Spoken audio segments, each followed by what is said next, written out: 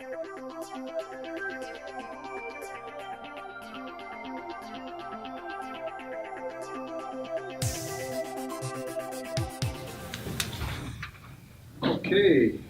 audience, let's talk. I think the word complex, messy, has been used a couple of times. It is your turn to ask questions. I simply ask that members of the audience identify themselves, identify their affiliation before asking a question. Toutes les questions sont les bienvenues, particulièrement des étudiants également. En français ou en anglais, ça nous fera plaisir de faciliter les traductions et faciliter la conversation. La parole est à vous. Je vois qu'il y a déjà quelqu'un au microphone. We have a first question in the microphone. Please. Is this working? Yes. My name is Meg Beckel. I'm the CEO of the Canadian Museum of Nature, Canada's National Museum of Natural Sciences. And I'd be curious to hear from the panelists, but maybe Jennifer, given your experience in the States, what kind of role you have seen effective is played by the system of museums, both science centers, but also natural history, natural science museums, because certainly the evidence has told us that we're still seen as trusted, reliable sources of evidence-based insights, but also a place for powerful dialogue and debates about what matters in society. Thank you for that question. It was almost like I planted it, but I didn't.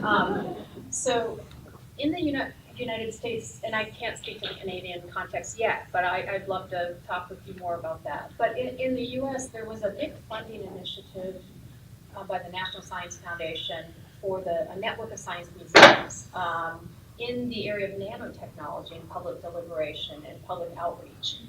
And I participated in several of those events. I think dozens and dozens of museums across the country engaged the public in deliberations about nanotechnology at the time. Two I participated. One was the medical implications of nano, and then nano and food. They also had science cafes and bars that I participated to that were a lot of fun. And so I actually think, and it was called the NISE-Net, if anybody's interested in looking it up. They're now doing something similar with synthetic biology, but at a smaller scale, a lower funded level. Those dialogues were fantastic. And I actually think science museums are a great place for national dialogue on emerging technologies. The sadness in my heart, though, about that whole effort was that they experimented with different models of how you might engage the public in conversation, but none of that information about what the people felt and what they believed and what they wanted and what they said fed anywhere past the academic/science museum sphere. And so until we can link that up, but I think museums are everywhere. There's smaller museums in smaller towns, there's bigger museums in bigger towns, and I do think that they're very trusted. And not to take business away from my center or Monica's center, but I do think that they are in some ways more trusted than academia these days, given the relationships between industry and academia, especially in the States, might not be the same in Canada, that have really sort of infiltrated a lot of our research institutions. So I think they're a great place as long as it goes somewhere. Next question, please. My name is Annan from Health Canada. I have a few hundred questions for you. So We'll start with one. Oh, yeah. A question about public expectations. Do you think the public expects the same level of safety and efficacy of gene editing in humans, animals, plants, food? Do you think there could be some places where the gene editing is less? I'll have a bash. I think everybody should have a go at that one. I think that it comes back to this assessment of risk, and so it does in the human context. We see, of course, that patients who are in dire straits, in a terminal disease situation, there is a lower acceptance of risk. And I think that's why we're going to see, and we do see, some of the new therapies coming forward more rapidly in those diseases. But what we're talking about in humans now is dealing with people who have diseases that they may be living with. They may be difficult to live with, but they're living with them. And then the acceptance level is much, much higher, and off-target effects and everything else come into play. When we look at what when we assess individuals with the human treatments against plants and animals, it's a different kind of set of risks that we're looking at. It's not at the individual level. It really is at how is that animal or plant going to affect the ecosystem. So the ecosystem risk, then of course the safety risk as food stuff. I don't know. I'm going to pump that now to Jennifer to pick it up and see what she can do. Yeah, well, we've done some, actually we haven't compared the medical human area to the, but for at least within the context of GM foods, people seem to tolerate GM foods that are more inclined to improve nutrition for people who need it, or food safety for people who need it, and less inclined to do it for environmental benefits. So I'm going to just guess, based on kind of risk perception theory, I would say the more you can control the technology yourself, like if you think about driving cars, which is one of the riskiest things that people do, but you can't really compare driving a car to flying an airplane, because you are largely in control of the car, although one could argue that that's true, and may not be true soon with self-driving cars, but let's just assume. So the more you can control it, the more likely you're to accept more risk. And the more you benefit, the more likely you're going to accept more risk. So I'm going to say the medical area compared to the food and agricultural area, if there was some way to put the risk on the same scale or the same type of risk, like allergenicity, from food versus medicine, I would say you'd be more willing to accept the medical product than the food product, based on the same quantitative risk of allergenicity. That would just be because I can control it, where there's no labeling, which U.S. doesn't have mandatory labeling yet. It's about to, and Canada doesn't. So I'm going to say medicine, you're going to accept more risk, but that's just my guess. Just one thing to add on to that, there is something called the Right to Try movement, which is actually human people who really want to accept more risk in the treatments that they could undergo, and feel that the scientists and the regulators and everybody else are really holding back these therapies because we put too high a bar on making them safe. That has its difficulties too. It's very difficult to integrate the Right to Try movement into the kind of organized clinical trials that we really need to do to make sure that therapies are effective and safe. And again, which patients get the right to try and which patients don't get the right to try. So it's a complex question. Great, thank you. And the next question. Hi, my name is Elizabeth Bailey. I'm my tax science policy fellow, and actually have one question for the audience and one question for the panel. So, if you could raise your hand, consider yourself part of the scientific community. So, like you have a degree, you're science literate. So that kind of speaks directly to my question, which is how do we engage communities that aren't represented here, whether they're resistant, it's true, and what's the value in that engagement? That's a beautiful question. Well, I'll start. I think there's no simple answer. I think the Right to Try movement is actually a great example of the type of challenge that is that we're facing, and that people are becoming more and more engaged as well. So it's non-experts are taking a more the internet obviously makes this much more sort of simple to organize, to educate oneself on issues and so on. And there's a lot of value in that. I think the old model, like a kind of a gatekeeper model, that we have the knowledge as experts, and we will therefore distribute to you what we believe you need, require, is fundamentally at odds with the way society is going.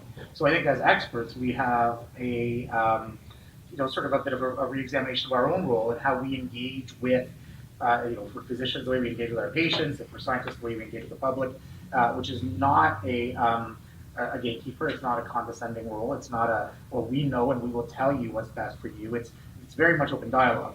But that doesn't really say a whole lot about how to do it. I think there's a variety of mechanisms. Education is fundamental, and I'm talking here like K-12 education, and that's basic nuts and bolts public education, all the way to initiatives. I'm involved with Let's Talk Science, for instance, a great initiative working with kids doing extra science education on some of these issues. My kids educate me on issues when they come home from school sometimes, so that's a great way to get out there. But getting out and having conversations in a way that is truly engaging and listening and considering what the challenges are is going to be at the core of whatever activities we actually engage in. What can we learn from other communities, whether it was the nuclear regulatory community or other exercises? Do you have any sources of inspiration? Well, yeah, I mean, I can blend the last two questions. So generally in public engagement from my reading is that there's, and I think just, generally as a concept, there's a trade-off between the depth of engagement and the breadth. And that's sort of a problem we run into. There are a lot of models, like the Science Museum effort in the US is a model. France had a engagement on their bioethics laws. That was a consensus conference with 25 people. Very deep level engagement over a long period of time that feeds into decision making. The UK had one on the mitochondrial therapy in 2009 to 13. That was more wide and maybe perhaps a less deep. So I think that's the trade-off you're looking at is depth versus breadth. But there's lots of models like citizen juries, consensus conferences, online deliberative forums, the museum effort, which was a bunch of kind of focus groups spread across the country. So I think there's a lot of models. I think the problem is again, depth versus breadth and integrating them with decision making. Thank you. The next question. And we'll take the next three questions, and then our speakers or panelists will be available at the back of the room with refreshments, and we can continue the conversation. So please, Kim. I'm Kimberly Gerling. I work in national defense and I'm my tax fund, actually my tax fellow.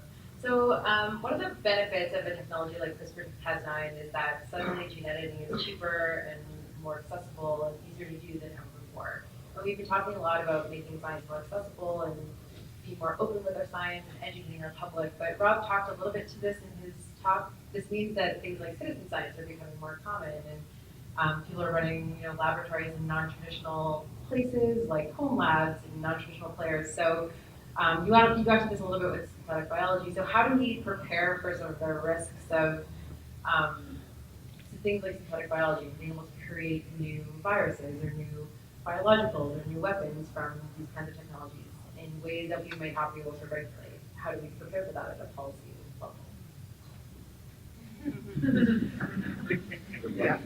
Yeah, that's such a huge question, and it's one that I think about a lot these days. I think, and I really do look at the sort of Silicon Valley tech world as a bit of a cautionary tale. This just sort of so much, sort of techno-optimism that's created this kind of like libertarian, kind of hands-off, sort of no-holds-barred approach that that I think we're starting to reap some rewards around right now, or whatever the opposite of rewards are. So to my mind, I think a key part of it is to make sure that we are investing money, time, energy, effort into research around like social, ethical, legal implications. And it's not just gels at Genome Canada. There's lots of people doing lots of different things.